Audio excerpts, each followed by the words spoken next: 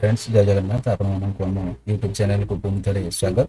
देख बर्तमान आज आम देखा आमर जो सप्तम श्रेणी विज्ञान नुआ बही आसाला आम सेकेंड चैप्टर आम देखते अम्लीय क्षारक है आमर निरपेक्ष पदार्थर है निरपेक्ष पदार्थ गुड़िकर अनुसंधान उपर आम पाठटी को पढ़ी द्वितीय अध्याय। तो द्वितीय अध्याय प्रश्न उत्तर गुड़िक देखा। बर्तमान प्रथम क्वेश्चन तुम मान जे देख आस। तो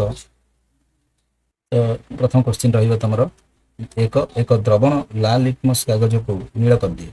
निम्नस्थ द्रवण गुड़िक मध्य कौ द्रवण अधिक मिसाइले लिटमस कागज रंगटा पुणी लाल हो। तो एक कथा कही गोटे द्रवण लाल लिटमस कागज को कौन कर दूसरी नील कर दूसरी है नाली की नील कर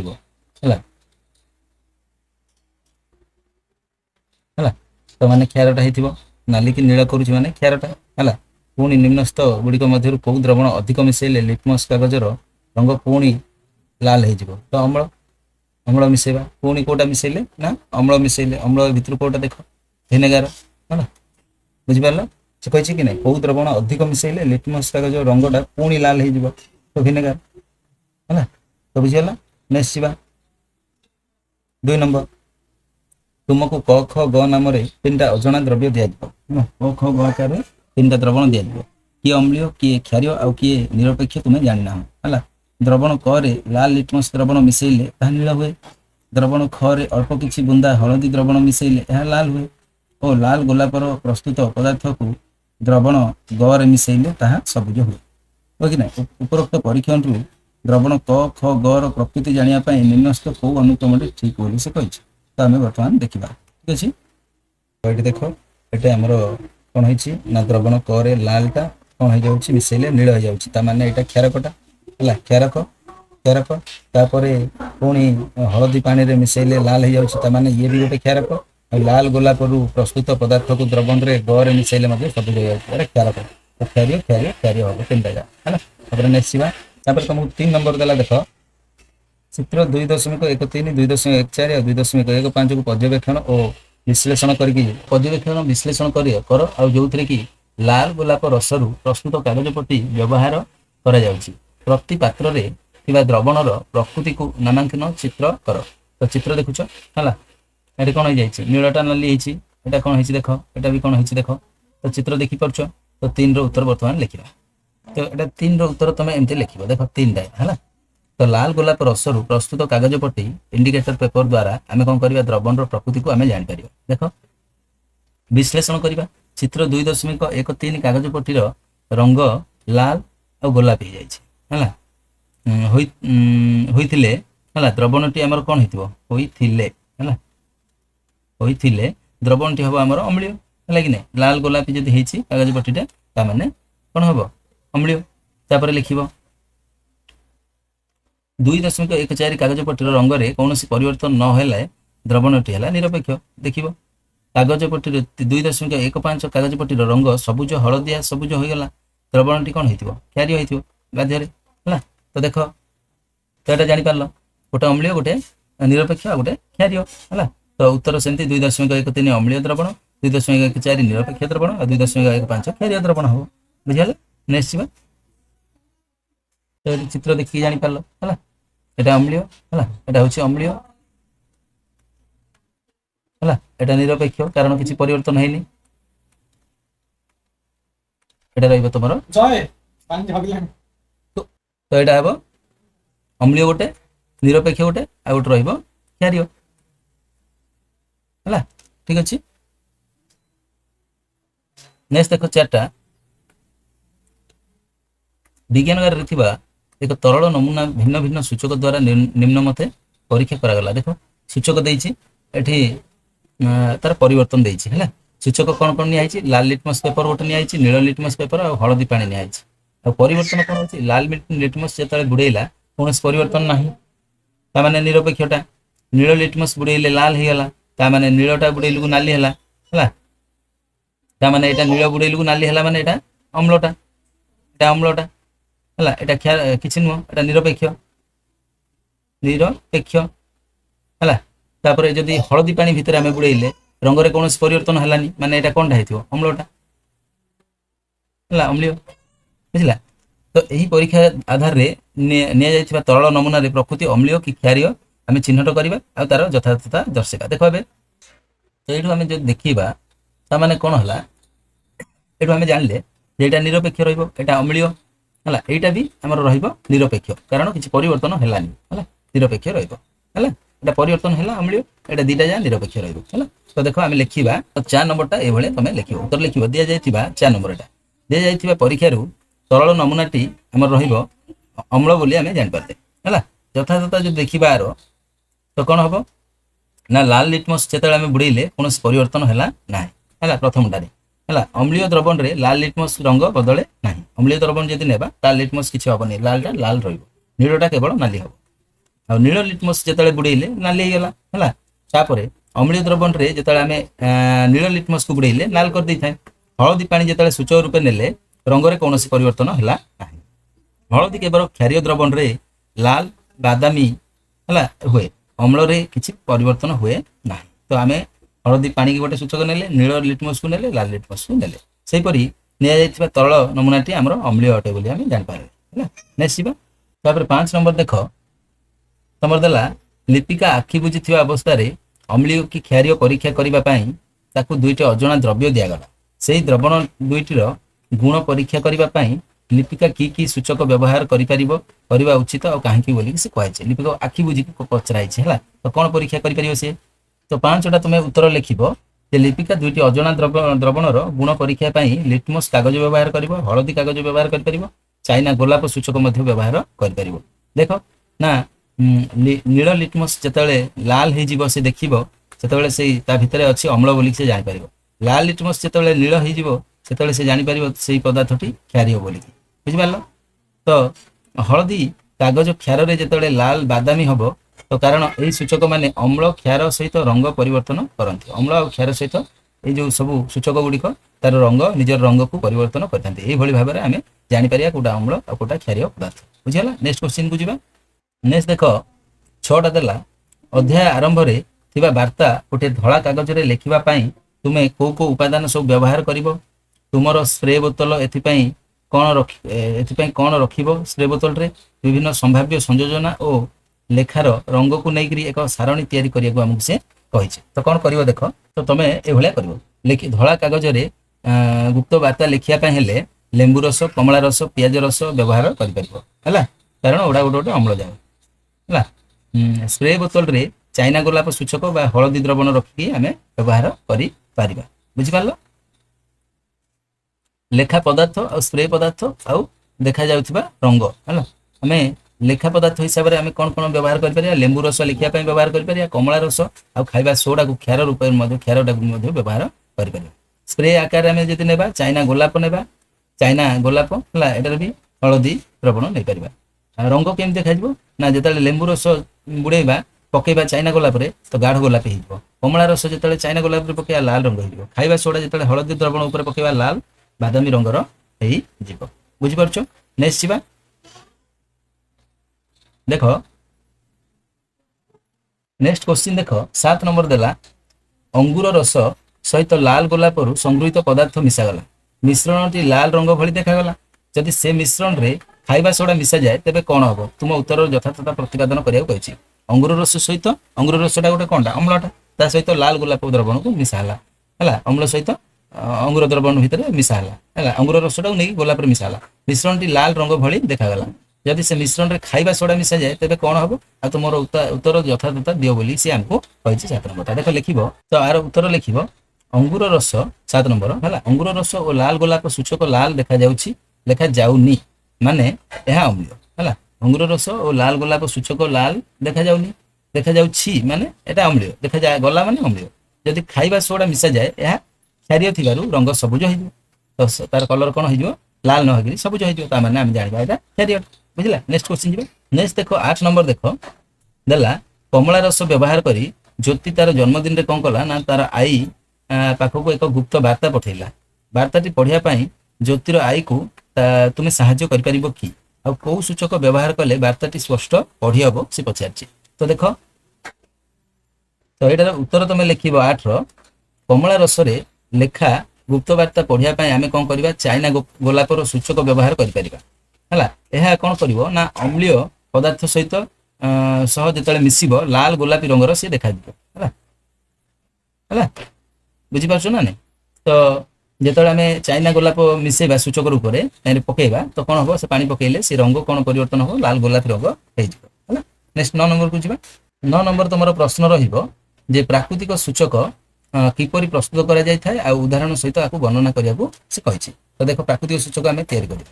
ତ ଆମେ ପ୍ରାକୃତିକ ସୂଚକ ରୂପରେ ଆମେ ନେଇପାରିବା ଗଛର ପତ୍ର, ଫୁଲ, ଫଳ ଆଦିରୁ ପ୍ରସ୍ତୁତ କରିବା। ଉଦାହରଣ ସ୍ୱରୂପ ଯଦି ଆମେ ଦେଖିବା ଚାଇନା ଗୋଲାପ ନେଇପାରିବା, ହଳଦୀ ହେଲା, ହଳଦୀ ପାଣି ନେଇପାରିବା, ଫୁଲର ପାତ୍ରକୁ ପାଣିରେ ଫୁଟାଇକିରି ଛାଣିଲେ ସୂଚକ ମିଳିବ। ହେଲା ପତ୍ର, ଏଇଟା ପାତ୍ର ହେଇଯାଇଛି, ପତ୍ର ସରି ପତ୍ର ହେଲା, ପତ୍ରକୁ ମଧ୍ୟ ଫୁଟାଇକି ଛାଣିଲେ ଆମକୁ ଗୋଟେ କ'ଣ ମିଳିବ ନା ପ୍ରାକୃତିକ ସୂଚକ ମିଳିବ। ସେମିତି ଅମ୍ଳରେ କ'ଣ ହେଇଯିବ ନା ଗାଢ଼ ଗୋଲାପୀ ରଙ୍ଗ ହେଇଯିବ। କ୍ଷାରରେ ଯେତେବେଳେ ଆମେ ଗୋଲାପ ଚାଇନା ଗୋଲାପକୁ ମିଶାଇବା ପାଣିଟାକୁ ସବୁଜ ରଙ୍ଗର ହେଇଯିବ। ତ ଏଇଟା ଜାଣିପାରିଲ। ନେକ୍ସଟ କ୍ୱେଶ୍ଚିନକୁ ଯିବା। 10 ନମ୍ବର ଦେଖ, 10 ନମ୍ବର ଦେଲା ତୁମକୁ ଭିନେଗାର, ଖାଇବା ସୋଡ଼ା ଦ୍ରବଣ ଓ ଚିନିର ଦ୍ରବଣ ଏହି 3ଟା ତରଳ ପଦାର୍ଥ ଦିଆଯିବ। ହେଲା କେବଳ ହଳଦୀ କାଗଜ ବ୍ୟବହାର କରିକି ତୁମେ ସେହି 3ଟା ପଦାର୍ଥର ପ୍ରକୃତି ଚିହ୍ନଟ କରିବା ପାଇଁ କୁହାଯିବ। ଏହାର କାରଣ ତୁମେ ବର୍ଣ୍ଣନା କରିବ। କରିପାରିବ କି? ଯଦି କରିପାରିବ ଏହାର କାରଣ ବର୍ଣ୍ଣନା କର। କ'ଣ ଦିଆହେଇଛି? ଭିନେଗାର, ଖାଇବା ସୋଡ଼ା ଦ୍ରବଣ ଆଉ ଚିନିର ଦ୍ରବଣ 3ଟା ତରଳ ପଦାର୍ଥ ଦିଆଯାଇଛି। କେବଳ ହଳଦୀ କାଗଜ ବ୍ୟବହାର କରି ଆମେ ଜାଣିବାକୁ ପଡ଼ିବ ଯେ କୋଉଟା ଅମ୍ଳ, କୋଉଟା କ୍ଷାର, କୋଉଟା ନିରପେକ୍ଷ ଦ୍ରବଣ। ହେଲା ତାର ଉତ୍ତରରେ ତୁମେ ଲେଖିବ ଯେ କେବଳ ହଳଦୀ କାଗଜରେ ତିଆରି ପଦାର୍ଥକୁ ସମ୍ପୂର୍ଣ୍ଣ ଚିହ୍ନଟ କରିପାରିବ ନାହିଁ। ହଳଦୀ ପଦାର୍ଥରେ ଖାଇବା ସୋଡ଼ା ଯେତେବେଳେ ଆମେ ପକେଇବ ହଳଦୀ କାଗଜଟା ଲାଲ ବାଦାମୀ ହେଇଯିବ। ହେଲା ଲାଲ ବାଦାମୀ ହେଇଯିବ କ୍ଷାରରେ ପକେଇଲେ ଖାଇବା ସୋଡ଼ା। ଭିନେଗାର ଓ ଚିନି ଦ୍ରବଣରେ କୌଣସି ବଦଳିବ ନାହିଁ ବା ପରିବର୍ତ୍ତନ କିଛି ଦେଖାଯିବନି। ତେଣୁ ଏହି ଦୁଇଟିକୁ ଅଲଗା କରିବା କଷ୍ଟକର ହବ। ହେଲା କୋଉଟା ଦ୍ରବଣ କ'ଣ ଜାଣିପାରିବା ନାହିଁ। ତାପରେ ଦେଖ 11ଟା ଦେଲା ଲାଲ ଗୋଲାପରୁ ପ୍ରସ୍ତୁତ ପଦାର୍ଥକୁ ଏକ ତରଳ ଏକ୍ସ ର ମିଶାଇଲେ ତରଳର ରଙ୍ଗ ସବୁଜ ହୋଇଗଲା। କହିଲ ତରଳ ଏକ୍ସ ର ପ୍ରକୃତି କ'ଣ? ହେଲା ଆଉ ସେ ତରଳ ଏକ୍ସ ରେ ହେଲା ଅଧିକ ଅଁଳା ରସ ମିଶାଇଲେ କ'ଣ ହବ ବୋଲି ସେ ପଚାରିଛି। ତ ଲାଲ ଗୋଲାପରୁ ପ୍ରସ୍ତୁତ ପଦାର୍ଥଟାକୁ ଗୋଟେ ତରଳ ପଦାର୍ଥରେ ମିଶାଇଲେ ଯେତେବେଳେ ସେଥିରେ ତରଳ ରଙ୍ଗ ହେଇଗଲା ସବୁଜ ହେଇଗଲା, ତା ମାନେ କ୍ଷାରଟା ହେଇଥିବ। ହେଲା ତରଳ ଏକ୍ସ ର ପ୍ରକୃତି କ'ଣ? କ୍ଷାରୀୟ। ଏଠି ଲେଖିବ କ୍ଷାରୀୟ। ହେଲା ସେ ତରଳ ଏକ୍ସ ରେ ଅଧିକ ଅଁଳା ମିଶାଇଲେ କ'ଣ ହବ?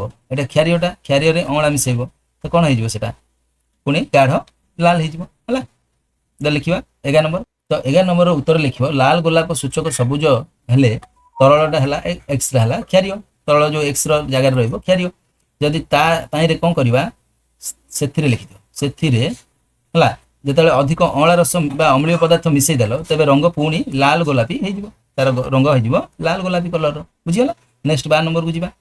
ତ 12 ନମ୍ବର ଦେଖ ଦେଲା ନିମ୍ନରେ ଦିଆଯାଇଥିବା ପ୍ରବାହ ଚିତ୍ର ବା ଫ୍ଲୋ ଚାର୍ଟର ହେଲା ସୂଚନା ଗୁଡ଼ିକୁ କ'ଣ କରିବ? ପର୍ଯ୍ୟବେକ୍ଷଣ ଆଉ ବିଶ୍ଳେଷଣ କରିବ।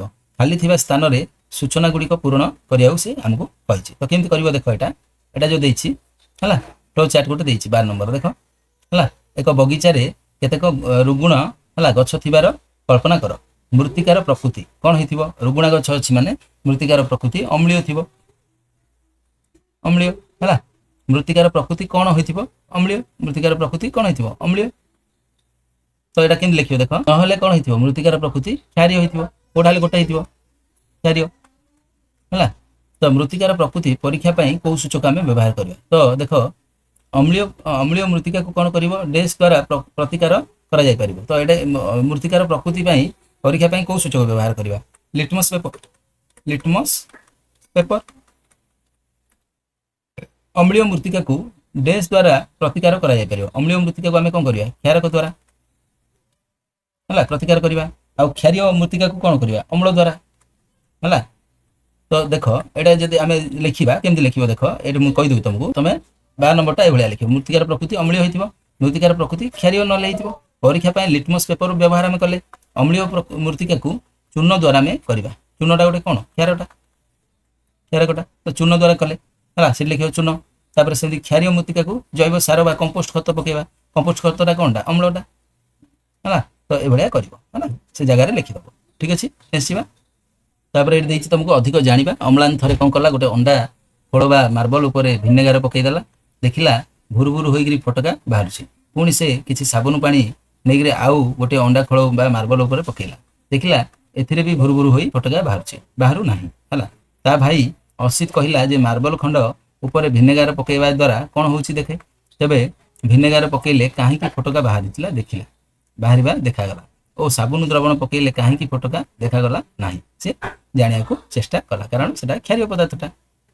ତ ଅନୁସନ୍ଧାନମୂଳକ ଗୋଟେ ପ୍ରକଳ୍ପ ଦେଇଛି ଏଠି ଦେଖ, ଅମ୍ଳୀୟ ବା କ୍ଷାରୀୟ ପଦାର୍ଥ ଏବଂ ପ୍ରାକୃତିକ ସୂଚକ ବ୍ୟବହାର କରି ରଙ୍ଗୋଲି ସୃଷ୍ଟି କରିବ ହେଲା। ବିଭିନ୍ନ ଉତ୍ସରେ ଥିବା ଜଳର ଅମ୍ଳୀୟ, କ୍ଷାରୀୟ ଓ ନିରପେକ୍ଷ ପ୍ରକୃତି ବିଷୟରେ ତୁମ ଶ୍ରେଣୀରେ ଆଲୋଚନା କରିବ। ଏଟା ସବୁ ନିଜେ କରିବାକୁ ହେଲା। ବର୍ଷା ଜଳ, ନଦୀ ଜଳ, ପୋଖରୀ ଜଳ, କୂଅର ଜଳର ନମୁନା ନେଇକରି ପରୀକ୍ଷା କରିବ ହେଲା। ତୁମ ଅଞ୍ଚଳରେ ମୃତ୍ତିକାର ନମୁନା ସଂଗ୍ରହ କରିବ ଏବଂ ଏହା ପ୍ରକୃତି ଅମ୍ଳୀୟ, କ୍ଷାରୀୟ, ନିରପେକ୍ଷ କରିବ। ଏଟା ସବୁ କଣ କରିବ ତମେ ଆଣିକି ପରୀକ୍ଷା ମୌଳିକ ଭାବରେ ସ୍କୁଲରେ କରିବ। ତୁମ ରାଜ୍ୟର କନ୍ଧମାଳ ଜିଲ୍ଲାରେ କରାଯାଉଥିବା ହଳଦୀ ଚାଷ ଉପରେ ଅଧିକ ତଥ୍ୟ ସଂଗ୍ରହ କରିକି ନିଜ ଖାତାରେ ଲେଖିବାକୁ କହିଛି। ତ ଏଗୁଡ଼ା ସବୁ ତମେ ନିଜେ କରିପାରିବ ହେଲା। ତ ତୁମର ବର୍ତ୍ତମାନ କ୍ୱେଶ୍ଚିନ୍ ଆନ୍ସର ସରିଲା ହେଲା। ଏକ୍ସଟ୍ରା କ୍ୱେଶ୍ଚିନ୍ କେତେଟା ମୁଁ ତମକୁ ଦେଖେଇ ଦେଉଛି ଦେଖ। ଏକ୍ସଟ୍ରା କ୍ୱେଶ୍ଚିନ୍ ଗୁଡ଼ିକ କେବଳ ମୁଁ ଦେଖଉଛି ହେଲା। ଏଟା ସ୍କ୍ରିନଶଟ୍ ନେଇକି ତମେ ଲେଖିପାରିବ। ଅମ୍ଳ କାହାକୁ କୁହାଯାଏ ହେଲା, କ୍ଷାର କାହାକୁ କୁହାଯାଏ, ତାପରେ ଆସିବ ତମର ନିରପେକ୍ଷ ପଦାର୍ଥ କାହାକୁ କୁହାଯାଏ ହେଲା।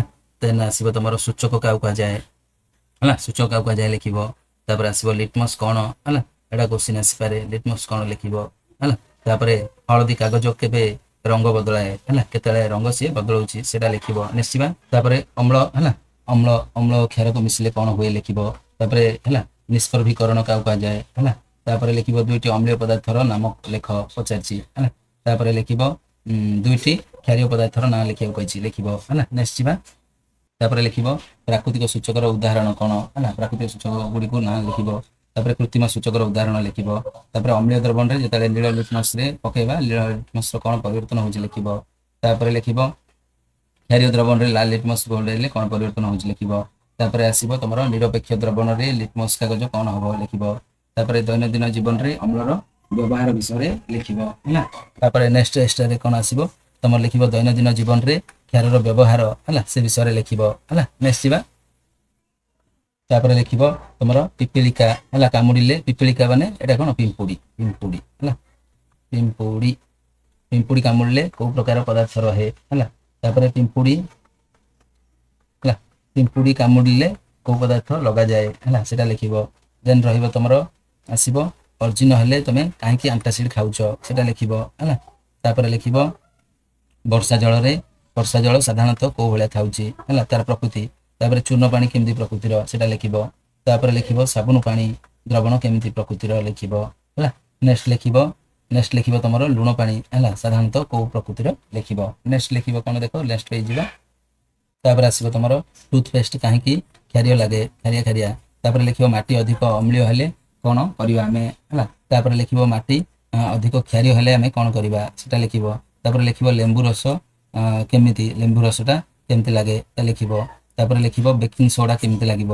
ତାପରେ ଲେଖିବ ଶୁଦ୍ଧ ଜଳ କେମିତି ହେଲା, ଶୁଦ୍ଧ ଜଳ ଆମକୁ କୋଉ ଭଳିଆ ଲାଗିବ ହେଲା। ଶୁଦ୍ଧ ଜଳ କ'ଣ ଲାଗିବ ନ୍ୟୁଟ୍ରାଲ ହେଲା, ନିରପେକ୍ଷ କିଛି ଲାଗିବନି ହେଲା, ନିରପେକ୍ଷ ହେଲା ଲେଖିବ। ନେକ୍ସଟ ଲେଖିବ ଦେଖ, ତାପରେ ଦେଖ, ତାପରେ ଲେଖିବ ସେ କେମିତି ପଦାର୍ଥ ହେଲା, କୋଉ ଟାଇପର। ତାପରେ ତେନ୍ତୁଳି ରସ କୋଉ ଟାଇପର ହେଲା ଲେଖିବ ହେଲା। ନେକ୍ସଟ ତମର ଆସିବ ତେନ୍ତୁଳି ରସ କେମିତି ତାର ହେଲା। ସାବୁନ ଛୁଇଁଲେ ହେଲା କ'ଣ ଲାଗେ ଆମର ଖସିଯାଏ ହେଲା, ଖସେ କାହିଁକି ବା ନାଳୁଆ ଲେଖିବ ନହେଲେ ହେଲା। ନାଳୁଆ, ନାଳୁଆ ହେଲା, ନାଳୁଆ ଲାଗେ କାହିଁକି ହେଲା, କାହିଁକି ଲାଗେ ଲେଖିବ ହେଲା। ନାଳୁଆ, ନାଳୁଆ ହେଲା ଲେଖିବ ହେଲା। କ୍ଷାରୀୟ ପଦାର୍ଥ ହେତୁ ସେ ନାଳୁଆ ଲାଗେ ହେଲା। ତାପରେ ଲେଖିବ ଅମ୍ଳର ସ୍ୱାଦ କୋଉ ଟାଇପର, ତାପରେ କ୍ଷାରୀୟର ସ୍ୱାଦ କୋଉ ଟାଇପର ହେଲା। କ୍ଷାରର ପିତା ଲାଗିବ, ପିତା, ପିତା ହେଲା, ପିତା ହେଲା ବା ଖାରିଆ ବି ଲାଗିବ ହେଲା। ତାପରେ ଲେଖିବ ଲାଲ କୋବି ରସ କ'ଣ ଭାବରେ ଆମେ କାମ କରିବା, ସୂଚକ ଭାବରେ ନେଇପାରିବା ହେଲା। ନେକ୍ସଟ ଜବା ଫୁଲର ରସକୁ କ'ଣ କୋଉ ପ୍ରକାରର ସୂଚକ ରୂପେ ନେଇପାରିବା ସେଟା ଲେଖିବ ହେଲା। ନେକ୍ସଟ ଯିବା। ନେକ୍ସଟ ଆମେ ନେଇପାରିବା ଅମ୍ଳ ଓ କ୍ଷାରକର ପ୍ରତିକ୍ରିୟାରେ କ'ଣ ବାହାରିବ ଲେଖିପାରିବା। ତାପରେ ଲେଖିବା ଲିଟମସକୁ କୋଉଠୁ ମିଳେ, ଲିଟମସଟା କୋଉଠୁ କେଉଁଠୁ ହେଲା, କେଉଁଠୁ ମିଳେ ହେଲା। ତାପରେ ଲେଖିବ ହାଇଡ୍ରୋକ୍ଲୋରିକ ଅମ୍ଳ କୋଉଠି ଥାଏ ହେଲା। ତାପରେ ଲେଖିବ ନେକ୍ସଟ ପେଟରେ ଅମ୍ଳର କାମ କ'ଣ ହେଲା। ତାପରେ ଆଣ୍ଟାସିଡ୍ ଆମେ କ'ଣ ପାଇଁ ଖାଉ ଯଦି ହେଲା, ଆଣ୍ଟାସିଡ୍ କ'ଣ ହେଲେ ଆମର କମେଇବ ହେଲା ଲେଖିବ। ନେକ୍ସଟ ଯିବା। ଆସିବ ତମର ଏକ୍ସଟ୍ରା କ୍ୱେଶ୍ଚିନରେ ହେଲା ଫେନାଫଥିଲିନ କ୍ଷାରରେ କୋଉ ରଙ୍ଗ ଥାଏ ହେଲା। ତାପରେ ଲେଖିବ ମିଥାଇଲିନ ଅରେଞ୍ଜ ଅମ୍ଳରେ କୋଉ ରଙ୍ଗ ଥାଏ। ତାପରେ ଲେଖିବ ଚୂନ ପଥରରେ କ'ଣ ଥାଏ ହେଲା, ସେଟା ଲେଖିବ। ନେକ୍ସଟ ଲେଖିବ ବର୍ଷା ଜଳରେ ଦୂଷିତ ହେଲେ କ'ଣ ହବ ହେଲା, ସେଟା ଲେଖିବ। ନେକ୍ସଟ ଲେଖିବ ତାପରେ ଲେଖିବ ଅମ୍ଳ ବର୍ଷାର କ୍ଷତି କ'ଣ, ଅମ୍ଳ ବର୍ଷା ହେଲେ ଆମର କ'ଣ କ୍ଷତି ହେବ।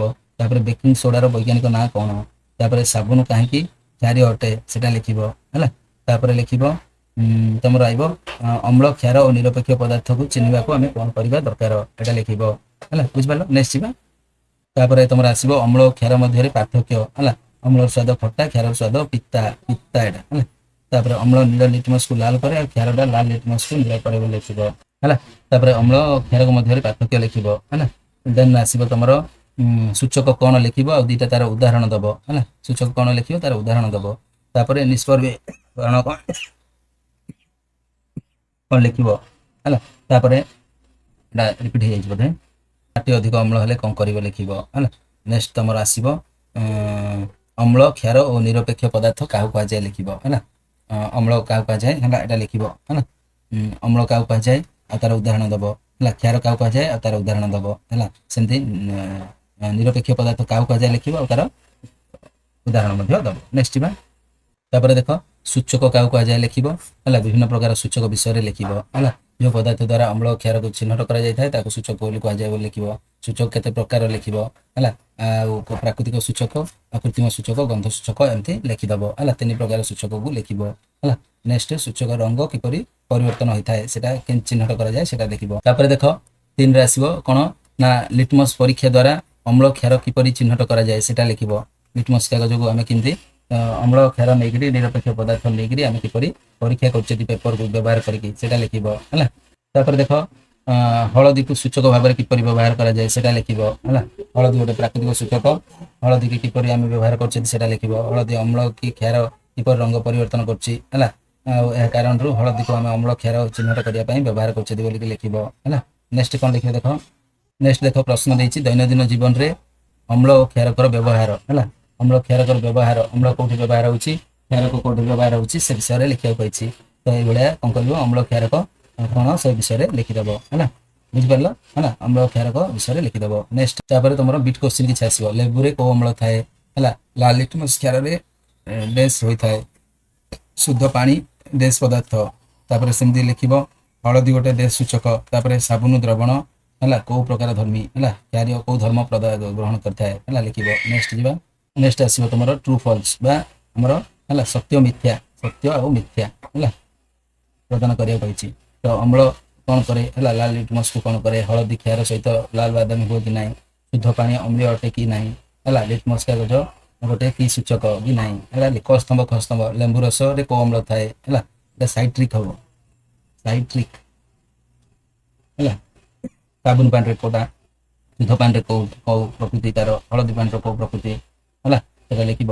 ତାପରେ ଗୋଟେ ୱାର୍ଡରେ ନୀଳ ଲିଟମସ୍ କାଗଜକୁ ଲାଲ କରୁଥିବା ପଦାର୍ଥ ଅମ୍ଳ, ଲାଲ ଲିଟମସକୁ ନୀଳ କରୁଥିବା ପଦାର୍ଥ କ୍ଷାର, ଅମ୍ଳ ଓ କ୍ଷାର ଚିହ୍ନଟ କରୁଥିବା ପଦାର୍ଥକୁ କୁହାଯାଉଛି ସୂଚକ ଏମିତି ଲେଖିବ। ନେକ୍ସଟ ଲେଖିବ ଭିନେଗାର କୋଉ ଅମ୍ଳ ଥାଏ ହେଲା। ତାପରେ ଭିନେଗାରରେ କୋଉ ଅମ୍ଳ ଥାଏ ଲେଖିବ। ତାପରେ ଲେଖିବ ହଳଦୀରେ କ୍ଷାର ସହିତ ପ୍ରତିକ୍ରିୟା କଲେ କୋଉ ରଙ୍ଗ ହୁଏ ହେଲା ସେଟା ଲେଖିବ। ନେକ୍ସଟ ଆସିବ କୋଉ ଅମ୍ଳ କୋଉ ପଦାର୍ଥରେ ଥାଏ ହେଲା। ସାଇଟ୍ରିକ ଅମ୍ଳ, ଏଟା ସାଇଟ୍ରିକ ହେଲା। ସାଇଟ୍ରିକ ଅମ୍ଳ ଲେମ୍ବୁ ଅମ୍ଳ, ଏସିଡିକ ଅମ୍ଳ ଭିନେଗାର, ଲାକ୍ଟିକ ଅମ୍ଳ ଦହି ଖଟା ଦୁଧ, ଟାଟାରିକ ଅମ୍ଳ ତେନ୍ତୁଳି ଅଙ୍ଗୁର ହେଲା। ଟାଟାରିକ ହେଲା ଅମ୍ଳ, ଟାଟାରିକ ଅମ୍ଳ ତେନ୍ତୁଳି ଅଙ୍ଗୁର, ଫର୍ମିକ ଅମ୍ଳ ହେଲା। ଏଟା ଲେଖିବ ପିମ୍ପୁଡ଼ି ହେଲା। ପିମ୍ପୁଡ଼ି ମହୁମାଛି ହେଲା। ଅକ୍ଜାଲିକ ହେଉଛି ଟମାଟୋ ପାଳଙ୍ଗ ଶାଗ ହେଲା। ସେମିତି ଆସ୍କରିବିକଟା ଅଁଳା ହେଲା, ଅଁଳା ହେଲା। ତାପରେ କମଳା ହେଲା। କାର୍ବୋନିକଟା ରହିବ ସୋଡ଼ା ଜଳ ହେଲା କୋଲ୍ଡ ଡ୍ରିଙ୍କସରେ ହେଲା ଲେଖିବ। ନେକ୍ସଟ ପ୍ରଶ୍ନ ରହିବ ଲିଟମସ୍ କ'ଣ, ଏହା କେଉଁଠାରୁ ମିଳେ ହେଲା। ଲିଟମସ୍ କ'ଣ ଲେଖିବ, ପ୍ରାକୃତିକ ସୂଚକ ହିସାବରେ ଆମେ ଏହାକୁ ବ୍ୟବହାର କରୁ ଅମ୍ଳ କ୍ଷାରକୁ ଚିହ୍ନଟ କରିବା ପାଇଁ। ଆଉ ଲିଟମସ୍ କାଗଜଟା ଲାଇକେନ୍ରୁ ତିଆରି ଏଭଳିଆ ଲେଖିବ। ଆଶା କରୁଛି ଭିଡ଼ିଓଟି ଆପଣମାନଙ୍କୁ ବହୁତ ଭଲ ଲାଗିଥିବ। ଆଉ ଯଦି ଭଲ ଲାଗୁଛି ଅଧିକ ମାତ୍ରାରେ ଲାଇକ୍ କର, ସେୟାର କର, ଯାହାଫଳରେ କି ମୋଟିଭେଟ୍ ହେଇ ତମମାନଙ୍କ ପାଇଁ ନୂଆ ନୂଆ ଭିଡ଼ିଓ ଆଣିବେ। ଆଗରୁ ଯଦି ଭିଡ଼ିଓ ଗୁଡ଼ିକ ଦେଖିନ ପ୍ଲେ ଲିଷ୍ଟକୁ ଯାଇକି ଦେଖିନେବେ। ରହୁଛି ଜୟ ଜଗନ୍ନାଥ।